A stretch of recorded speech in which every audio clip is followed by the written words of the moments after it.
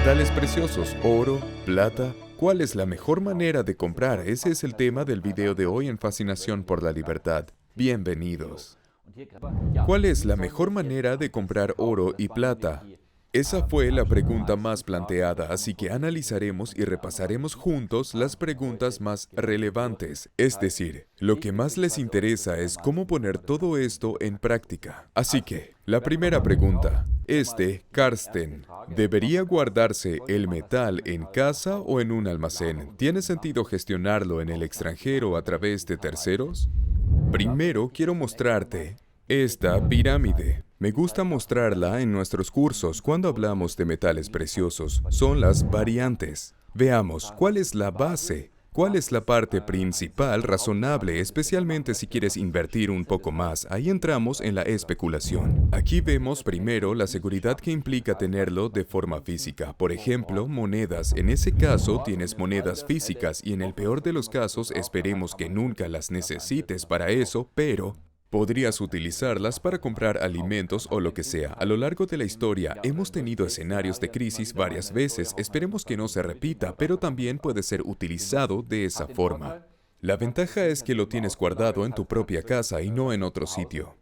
Pero también tiene una desventaja y tienes que saberlo, como todo en esta vida. Así que son dos caras de la misma moneda. Si, por ejemplo, entran a robar tu casa, sería muy desafortunado. También puede ocurrir, por ejemplo, que las monedas se manchen, sobre todo si no están bien almacenadas. Entonces, sufren descuentos cuando las quieres vender. Obviamente, un caso de robo sería muy penoso, pero esa sería una desventaja y una forma de perder tus metales. Hay que tenerlo en cuenta. Sea como sea, es una opción para diversificar. Luego tenemos la segunda área, el almacenamiento externo. Se trataría, por ejemplo, de fondos a través de ETF. Luego tenemos también los depósitos francos y las posibilidades de almacenar grandes cantidades en forma de lingotes, a menudo más económicas que las monedas. Y luego está la opción de especular, es decir, a través de derivados o acciones. Las acciones también son un activo tangible de la mina, pero son bastante volátiles, es decir, fluctúan bastante. Hay que ser conscientes de ello y saber bien lo que se hace. Debes investigar y aprender mucho antes de involucrarte en esta área. Cuanto menos experiencia tengas, más especulativo será este sector. Como vemos, es la cúspide de la pirámide. Todo tiene ventajas y desventajas y al final, cada uno tiene que decidir cómo quiere aplicarlo. Tener varios proveedores también puede tener sentido. Cuando hablamos de inversiones de 6 o 7 dígitos o más, entonces puedes dividirlo todo entre varios proveedores. Esto definitivamente tiene sentido. Seguimos con la pregunta de Burgermax. ¿En qué presentación comprar oro y plata? ¿En forma de monedas? ¿También considerar Bitcoin? Sí, Bitcoin sería un tema completamente diferente, dicho sea de paso, así que lo dejaremos al margen.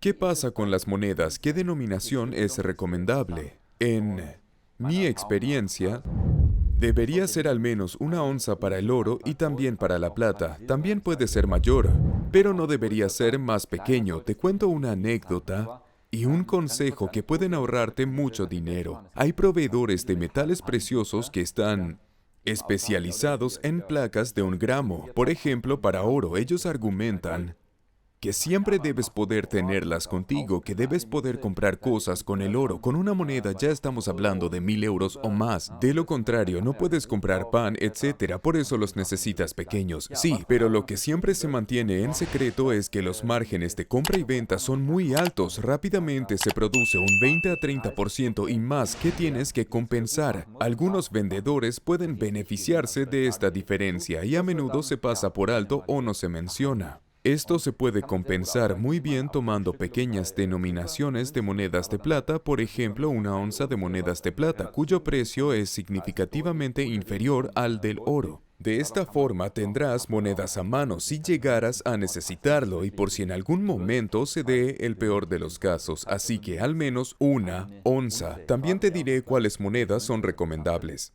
Entonces, una de las últimas preguntas, específicamente, ¿qué monedas deberías comprar para invertir? Siguiente pregunta. ¿Hasta qué punto son seguros los ETF de plata? ¿Qué pasa si la tienes almacenada en Suiza en un depósito franco y se aplican controles de calidad? Bien, ¿qué es un ETF? Fondos cotizados en bolsa. Por lo general siguen un índice. Ahora, para los metales preciosos, hay ETFs de plata y oro y lo ideal sería, en realidad debería ser siempre el caso, especialmente para estos dos. Debería estar disponible y depositado físicamente. Significa que el oro y la plata están realmente disponibles y en el mejor de los casos se almacenan en un país seguro, donde los derechos de propiedad están protegidos, por ejemplo, Suiza, Singapur o Hong Kong. Es decir, preferiblemente no dentro de la Unión Europea. Esto también es un consejo importante en cuanto a almacenamiento. Idealmente, debería estar fuera de la Unión Europea.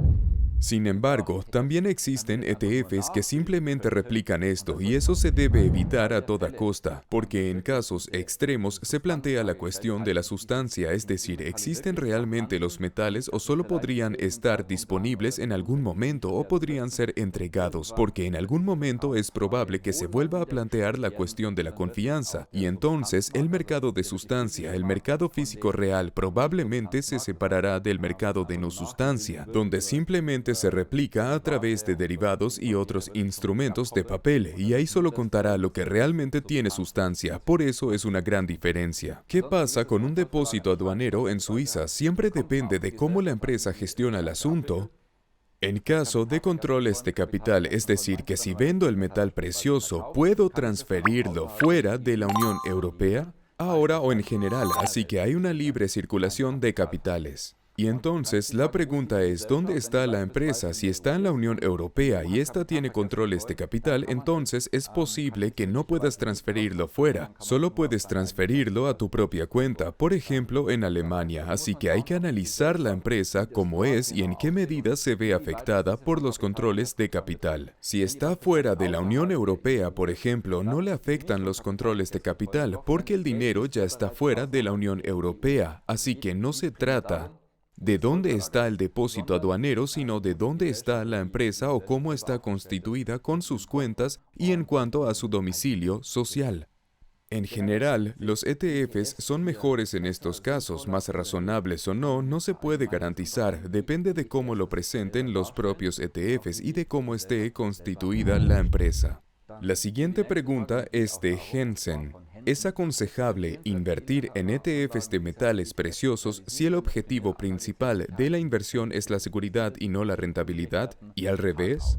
Exactamente eso acabo de indicar. Depende de cómo presente el ETF el conjunto. Si en última instancia este solo invierte en papel, es decir, en algún tipo de certificados donde el oro y la plata podrían ser entregados, es muy diferente a que si realmente se guarda en bóvedas en un lugar seguro. Siempre hay que examinar con lupa dónde se almacena y se guarda todo. Ya he dado algunos consejos al respecto. Lo mismo ocurre con los proveedores, es decir, ¿tienen ellos la posibilidad, tienen influencia en este proceso o solo lo ponen en marcha con socios y empresas de gran reputación? Pero ellos mismos se mantienen al margen y no tienen contacto con el oro y la plata en sí. Además, ofrecen buenos lugares. Ya he mencionado algunos hace un momento.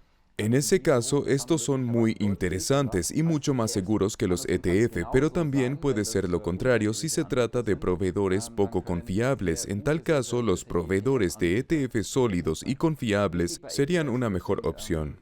Yo los veo más bien como una estrategia de diversificación, primero porque existen proveedores muy sólidos y confiables y segundo porque existe una desventaja fiscal. Para los inversores en Alemania está el impuesto de retención. Significa que después de un año las ganancias dejan de ser libres de impuestos, pero si uno invierte a través de un proveedor privado y mantiene la inversión durante más de un año, es posible que se generen ganancias significativas. En ese caso te los habrás ahorrado y probablemente haya un beneficio fiscal muy interesante. Hay proveedores muy buenos y confiables en ubicaciones destacadas como Singapur, Hong Kong, Canadá, Londres, Suiza y otros más, por lo que puedes diversificar tus inversiones efectivamente. Ahora, en cuanto a la siguiente pregunta de Buergermax. ¿Podrías hablar sobre los proveedores? Silver Maple Leaf a partir de 2018, supuestamente menos manchas de leche o para el oro, Krugerrand. ¿Son buenas monedas? Veamos primero qué significa buenas monedas.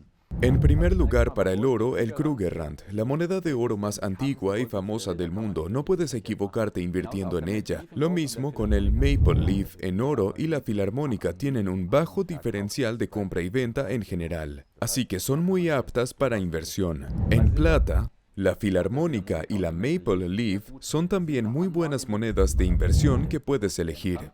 Hay un pequeño detalle acerca de las Maple Leaf y es que se supone que son particularmente interesantes a partir de 2018, porque estas manchas de leche que afectan la plata y son muy difíciles de eliminar, se supone que ya no están presentes en esas monedas. Tampoco pueden garantizarlo, ya que es muy difícil deshacerse de ellas por completo. Se vuelven un poco lechosas y luego sufren descuentos cuando las vendes, pero se supone que lo han resuelto, aunque no pueden dar garantía. Como he dicho, no es nada fácil desde el punto de vista de la producción, pero podría ser una opción más interesante. Bien, si tienes la opción, elige la Maple Leaf a partir de 2018 y tendrás menos inconvenientes en cuanto a manchas. Bien, eso fue todo. Si te gustó el video de hoy, compártelo, dale me gusta y coméntalo. Suscríbete al canal de YouTube y nos vemos en la próxima edición con otro video de consejos. No te lo pierdas. Recuerda también apuntarte a nuestro newsletter y nos vemos la próxima. Un saludo, soy Thor Whitman.